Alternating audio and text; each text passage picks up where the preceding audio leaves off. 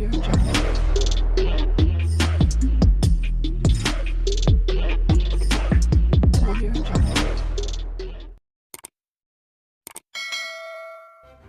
kasih kerana memilih channel ini. Sebelum kita mulakan video ini, sila pertimbangkan untuk menekan butang like, share dan subscribe dan aktifkan butang lonceng anda agar anda sentiasa mendapat info-info percuma pada setiap hari dari channel kami. Dan tinggalkan komen anda kerana komen anda amatlah dihargai.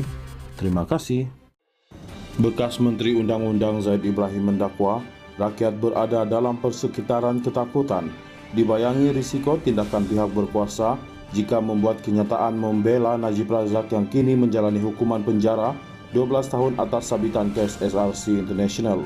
Kita berada dalam persekitaran ketakutan kerana ada pemimpin yang berselindung di belakang undang-undang untuk tujuan politik mereka. Setiap ahli UMNO mestilah berani dalam keadaan mereka dikelilingi oleh musuh, kata Ahmad Zahid Hamidi tanpa menamakan pemimpin dimaksudkan. Beliau merujuk siasatan polis terhadap Zahid susulan ucapannya mengenai kes Najib pada Majlis Taklimat Presiden UMNO di Kuala Lumpur minggu lalu.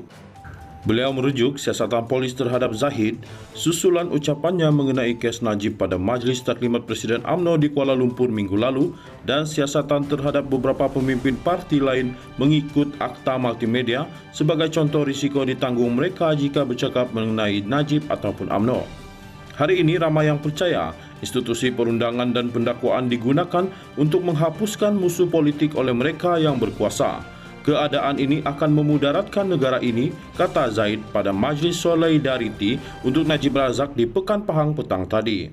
Jika pendakwaan terpilih berterusan dan jika keterangan tertentu agensi kerajaan tidak diterima untuk pengadilan tanpa alasan baik, maka ramai pemimpin politik akan menerima beban di masa hadapan.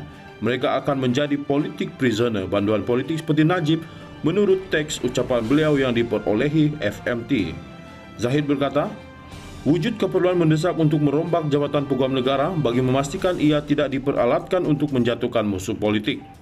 Tidak lagi boleh ada pendakwaan terpilih. Tidak lagi harus ada arahan daripada peguam negara untuk mempercepatkan kes tertentu.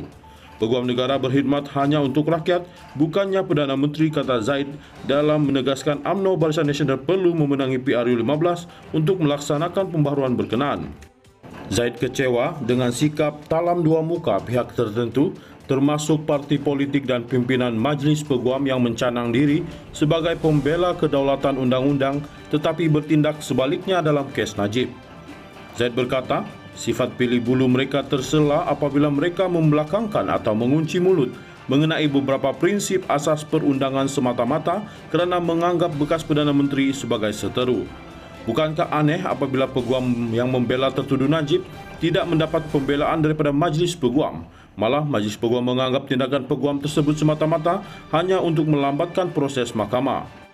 Parti pembangkang pula yang selalu bercakap mengenai penyalahgunaan sistem keadilan jenayah, criminal justice system, hari ini diam terhadap apa yang berlaku kepada Najib semata-mata kerana dia musuh politik mereka. Inilah pemimpin yang tidak setia kepada perjuangan dalam mempertahankan prinsip keadilan. Mereka hanya tahu bermain politik, kata Zahid yang juga bekas ahli Parlimen Kota Baru. Susulan keengganan mahkamah membenarkan Najib melantik peguam diraja daripada United Kingdom.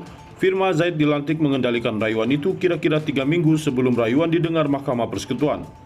Zahid berkata, tempoh itu pasti tidak mencukupi untuk meneliti ribuan dokumen dan keterangan saksi bagi menyediakan rayuan berkesan.